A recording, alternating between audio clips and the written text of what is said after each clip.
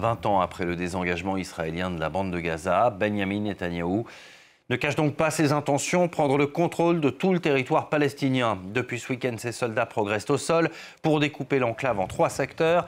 Ils sont précédés par des bombardements très intenses, bombardements qui ont fait au moins 44 morts dans la nuit selon la défense civile palestinienne qui dépend du Hamas. 91 morts pour la journée d'hier. France, Royaume-Uni, Canada dénoncent des actions scandaleuses. Après 2 mois de blocus total, vous le voyez, 5 camions d'aide humanitaire ont pu entrer hier. Il y en avait 500 par jour avant la guerre. Les derniers éléments depuis Gaza avec Rami Abou Chamous sur place. Encore une énième nuit sanglante, que des massacres, des familles entières ont été tuées. Il y a eu un bombardement dans une école qui abrite des déplacés à l'est de la ville de Gaza. Il y a eu 13 morts d'une seule famille. Pareil à Nuseirat, une seule famille de la famille Nassar a été bombardée et prenait refuge dans une station de service. Au nord de la bande de Gaza, à Jabalia, une famille entière, la famille Mgayed, malheureusement, 8 personnes ont été tuées et la maison a été détruite. C'est la même chose, même scénario à Deir el-Balah. La famille Abu Samra, toute la maison a été détruite. Il y a eu 13 morts malheureusement. Un bombardement qui continue à l'est de la ville de Gaza, ce qu'on appelle nous une ceinture de feu. C'est plusieurs bombardements dans une ligne soit circulaire, soit rectangulaire.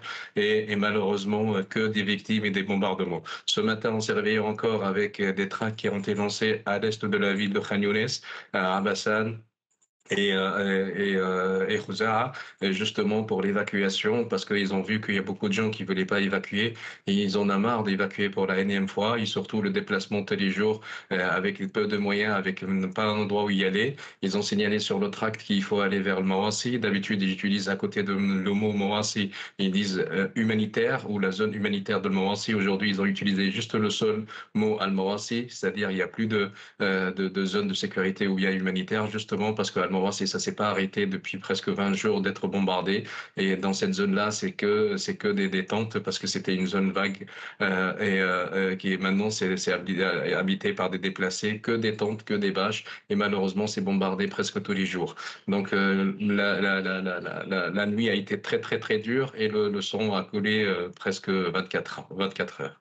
Voilà une population qui en a marre d'être déplacée, vous le disiez, depuis des mois maintenant, une population qui est très affaiblie, malgré les modestes promesses de Benyamin Netanyahou au sujet de l'aide humanitaire. Cette population, elle manque de tout. Quels sont les besoins les plus pressants aujourd'hui ? Le plus important, c'est arrêter la guerre, parce que nous donner à manger, à boire comme des moutons pour qu'après on soit égorgé, on ne préfère pas. On veut vraiment que la guerre s'arrête, premièrement. Après, concernant l'aide humanitaire, bien sûr, on a besoin de la nourriture, on a besoin de l'eau, mais surtout, on a besoin de médicaments, de soins médicaux. Malheureusement, depuis le 2 mars, 70 jours jusqu'à présent, il n'y a aucune aide humanitaire qui est passée, et surtout pas d'aide de santé, ni médicaments, ni des matériels médicaux. Le système de santé a été anéanti, soit les hôpitaux ils ont été attaqués. Et hier soir, ils ont attaqué l'hôpital indonésien, ils ont bombardé le générateur. Donc maintenant, l'hôpital est hors service parce qu'il n'y a plus d'électricité à fournir.